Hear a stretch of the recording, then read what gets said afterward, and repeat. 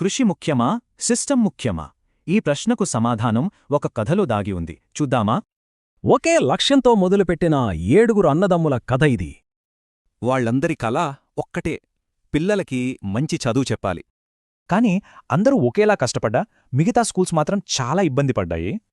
ఈ చిక్కుముడిని విప్పడానికి వాళ్ల నాన్న రంగంలోకి దిగారు. అడిగితే 6గురు కొడుకులు చెప్పింది ఒకటే, అంతా గందరగోళం, తలనొప్పి. అసలు 7వ కొడుకు స్కూల్లో మాత్రం అంత స్పెషలేంటి? 7వ కొడుకు సమాధానం సింపుల్, కాని అదే గేమ్ చేంజర్. అయితే ఏంటి సిస్టమ్? స్కూల్ మేనేజ్మెంట్ను ఒక దారిలో పెట్టే టూలిది.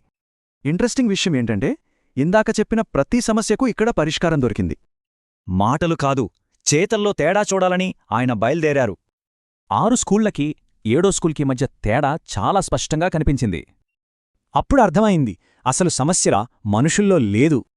6 స్కూల్లోనూ అసలు పునాదే సరిగ్గా లేదని ఆయనకి తెలిసొచ్చింది. కరెక్ట్ సిస్టమ్ రాగానే వాళ్ళ కష్టానికి తగ్గ ఫలితం వచ్చింది. ఇక అసలు సమస్య తీరిపోవటంతో వాళ్లందరి కల నెరవేరింది. సో ఈ కథ మనకు 3 ముఖ్యమైన పాఠాలు నేర్పుతుంది. ఈ కథ ఒక ప్రశ్నను మిగులుస్తుంది. మనం కడుతున్న పునాది ఎలాంటిది?